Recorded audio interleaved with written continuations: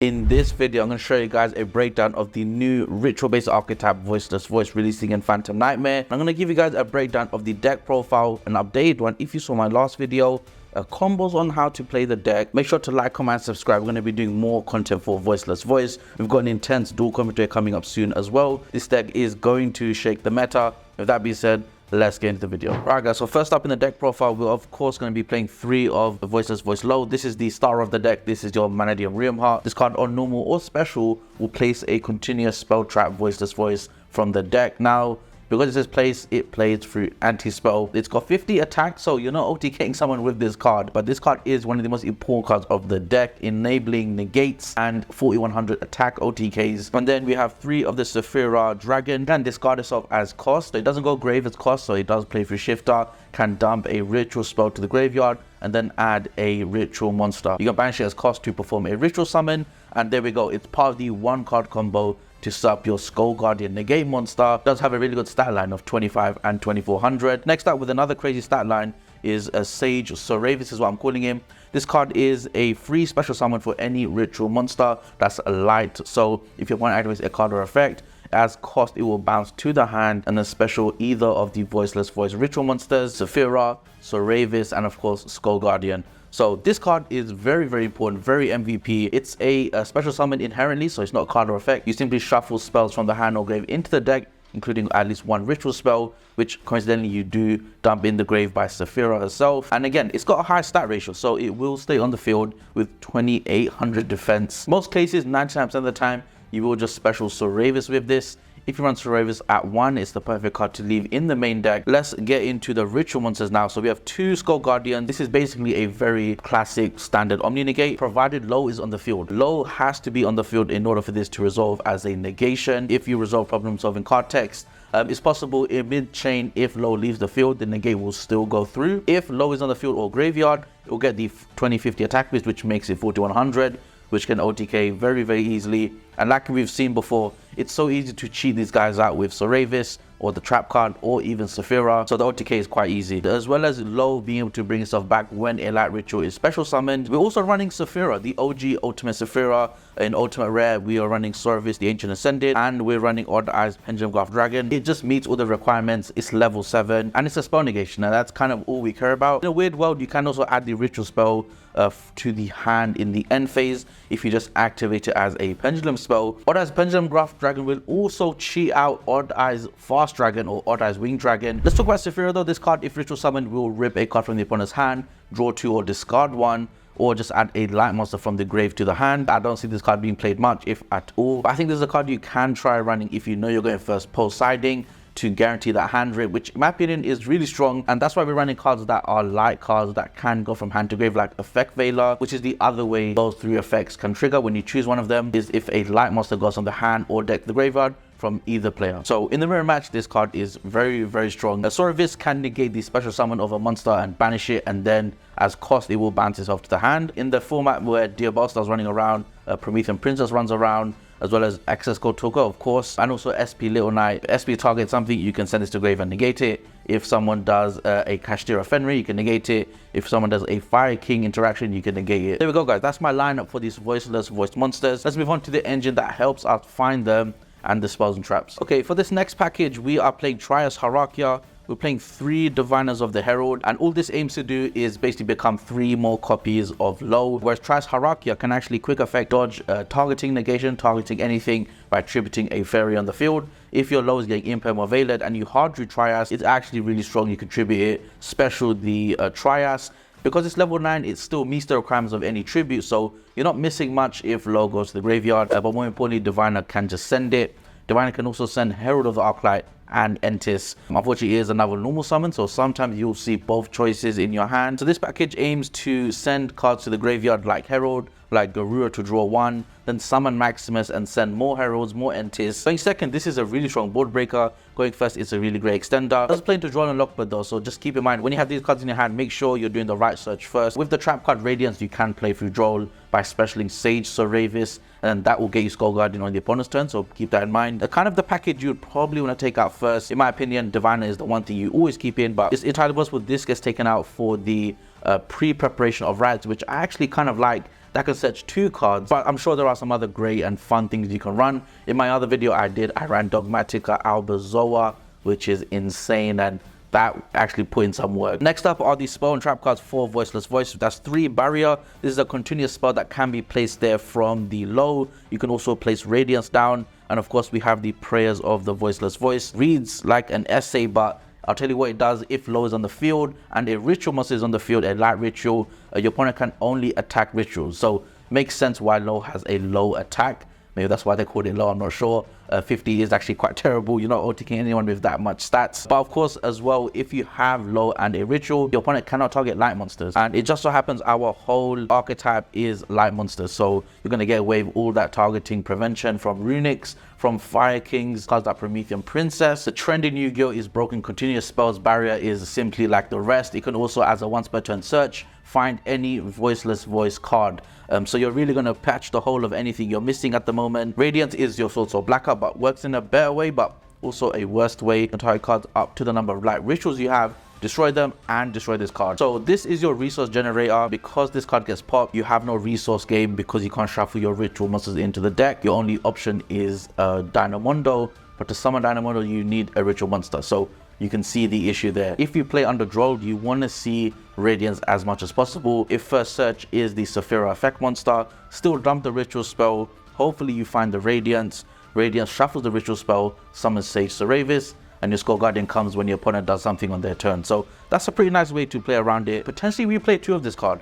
If we anticipate more slow games, grindy games, definitely want 2 ritual spell though. You don't want to be that person who hard draws one of them and suddenly half your deck is useless because you can't get ritual summon going, you can't do the Saphira combo going, and also its grave effect is insane. It can banish itself when your opponent gets rid of one of your light rituals by card effect, which they're going to end up doing anyway. It's 4100. You get to cheat out any of the Voiceless Voice ritual monsters, including Saphira. And there we go, guys. Let's move on to the non-engine. This deck has an engine size of roughly 25 to 30 cards, which means you have a lot of room for non-engine. Again, feels very similar to Kashtira. I'll show you what I'm running for now. All right, let's talk about the boring non-engine. Let's go for the hand traps first. We have 2 Nibiru. Reason why I'm running 2 Ash and 2 Belt. So I was having a look at the format, what the threats are. Labyrinth can lose to Belt and Ash the same way.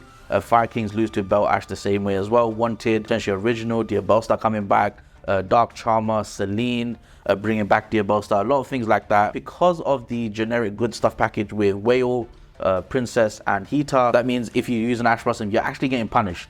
So in a way, you using Ash Blossom when a Fire King player doesn't do anything, make Celine, Princess, and just combo off. So yeah, I took Ash down to 2, and let's see how it goes. I'm playing 3 Effect Veiler because of Saphira, wanting a light monster to go from the hand or deck to the graveyard. I took out Impa because of Barrier always being on the field as a continuous spell, or Radiance being on the field as a continuous trap. It's also a level 1 light monster for Chaos Angel, which you can make with Trias Hierarchia. I'll be thinking about other ways to make Chaos Angel, maybe the Voiceless Voice ritual monsters with a Ghost Ogre. That's a very interesting one. But that is my non-engine, guys. Let me know what you thought about this in the comments down below. Let's move on to the extra deck. I'll talk to you a little bit about that. Alright guys, let's move on to the extra deck for Voiceless Voice. This is the card use special off of Ordai's Arc Pendulum Graph Dragon, and then we have 1 Chaos Angel and 1 Starslayer Typhon, and then we have a very interesting Herald as well as a Maximus Nadir servant package, which is Ferrigit, Garura, Malong, Entis, and 2 Herald of the Arclight.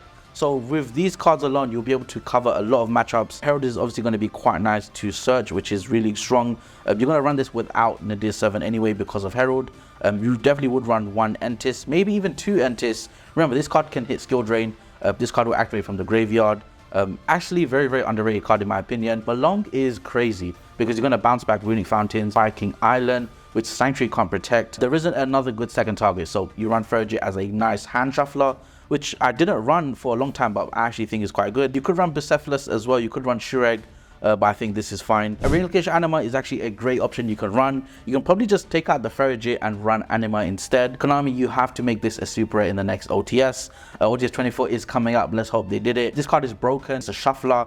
Probably one of the best interactions in the game you can do. And if you see my other Voiceless Voice combo, I break down why Dynamondo is quite important at the moment. This card will allow you to set up the continuous trap if you set up the spell first with low, which is quite strong, and you'll bring back the Skull Guardian and low reset the board. Ordai's Winged Dragon, all it's useful for is just the 3k stat body, but also it on your turn it's an effect negation, helps to end the game. It's a level 8, so you can use it for ritual summons. If you want to run Pot of Extravagance, I highly recommend you might need to run 3 Dynamondo, 2 Linkaribo, potentially 2 Chaos Angel, definitely 2 Typhon, definitely 2 SPs, and that has been my extra deck. Let's move on to the side deck, which is a brand new thing we're showing on the profile. Alright guys, it's time for the side deck. I'm going to show you guys what I'm running. We're starting off with 3 Summon Limit. We are still respecting decks that run light and dark monsters. So we are running Bestial Druidstone at 2, Magnum at 1. I'm not scared of anti-spell too much. There's a world where you can just dump Entis and get rid of the anti-spell, which actually seems quite easy to do if you find Divine of the Herald. So we are running instead 2 Lightning Storm and Feather Duster. We are running Soul Release, so this is getting very expensive in the TCG. It's been a trending card to beat Fire King. Honestly guys, I just want to resolve this against a Fire King player and actually feel the power of running this old school card. That is my side deck guys. Let me know what you think about this in the comments down below. You could also run Shadow Apkalone, Shadow Schism, Shadow Winder because of Maximus, and that sounds like a very strong going first option to me. Low and Skull Guardian is all you need. You can do the rest of the summons on your opponent's turn, so that is why Summon Limit makes sense in this deck. We're going to move on to some combos. I'm going to show you guys what we could do with the physical cards. I'll show you a 1-card combo, 2-card combo, just what you can expect playing against it, but also playing Voiceless Voice. Alright guys, so in this part of the video I'm going to show you a combo that you can do with low and a random spell. You do need a random spell because of Sage Saravis. Think of this as a 1.5 card combo because let's be honest, you're going to have spells in your deck anyway. That's close to half of it. So let's start off by normal summoning low. We're going to activate its effect, placing a continuous spell trap into the ST zone. Now once per turn during the main phase you can search for a Voiceless Voice or Light Ritual monster. Let's search for the Saphira. We're going to activate Saphira's effect, discarding it, which can play through Shifter. We're going to dump a Ritual spell into the graveyard and add a Skull Guardian, which is what we want, the omni-negate. Banish the Saphira Queen, Ritual summon Skull Guardian. Make sure to put it in this zone. This is the safest zone in Yu-Gi-Oh! Geonator can't steal it, Animus can't steal it. Now because low can be treated as the entire tribute, we're going to tribute low. Next is pretty cool because Chainlink 1 Skull Guardian to search, Chainlink 2 low to summon back, chain blocking our Skull Guardian. Let's search for the Saravis Sage. Now we said it's a 1.5 card combo. This is why. Now keep in mind, this is not an effect. This is like the Abel Star summon. Let's shuffle back Prayers of the Voiceless Voice and Pot of Prosperity into the deck. And then now that is our end board. Off of a 1 card or 1.5 card combo, I think that's pretty nice. The opponent has to attack a ritual monster. They can't target light monsters. So it's likely your omni-negate will stay on the field. They can't be impermed. It's the opponent's turn. They activate a card or effect. Let's chain the Saravis. As cost, we bounce it to our hand. We'll special a ritual monster, in this case from the hand or deck. We'll special the Saravis, which I think is pretty nice. In a format where Diabolstar is running around, I think it's pretty nice to banish it, but also negate the summon. So that's going to stop the Celine bringing it back. And of course, you add Saravis to the hand. If they take out your barrier, we have another target protection with Saravis himself. Let me show you another combo with Nadir's Servant and low, and I'm going to show you guys the craziness you're going to see. Next up is the 2-card combo with low and Nadir's Servant. This is a really powerful one, full gas. Let's start off with summoning low. We're going to place down again the Barrier of the Voiceless Voice. Activate Barrier's effect. We're going to search for the Saphira Queen. Again, discarding it. This plays through Shifter. We can send a ritual spell to the graveyard. It's a generic ritual spell. So there's maybe a funny world where you splash this with a different ritual deck. Then we get to add a Voiceless Voice monster. The ritual summon by banishing Saphira from the graveyard, summoning Skull Guardian Protector, tributing low as the whole material, chaining 1 Skull Guardian, chaining 2 low. We resolve that backwards. We're going to bring low back, and we get to add a ritual or Voiceless Voice monster. So now previously we had a 1.5 card combo where we have to shuffle a random spell into the deck, but now we can use the Nadir Servant package.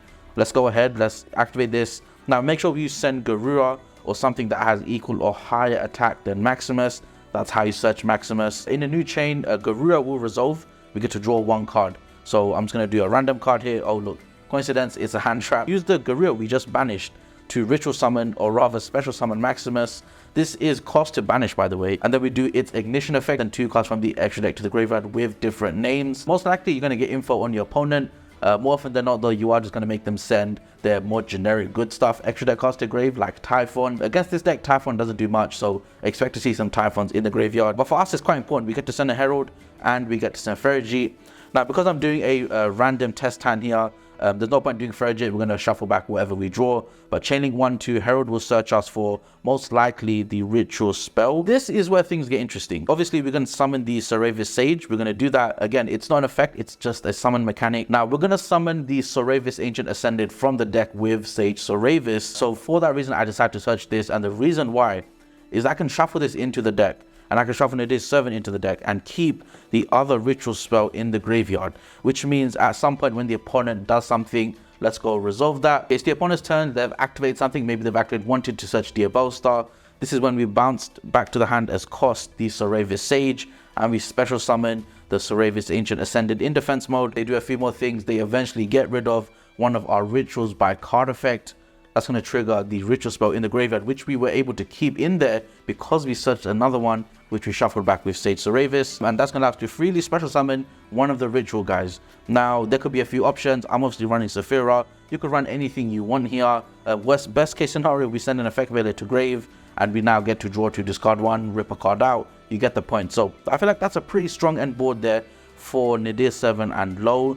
You could do a lot more things with this. Perhaps people find out Kaijus are great against this deck, and so you could preemptively summon another Skull Guardian. And that has been the video, guys. Let me know what you thought about this in the comments down below. If you want to see how this deck actually works against the meta, let me know in the comments as well. I will be uploading soon my duel commentary where I play against decks like Fire King, play against anti-spell. Do you agree with the Nadir servant package? This deck can play under Drolled quite easily. At the same time, it can be quite detrimental. It's like Kashtira if they hard draw Theosis or Birth, the same way we would hard draw one of the missing pieces after low and the barrier does its search.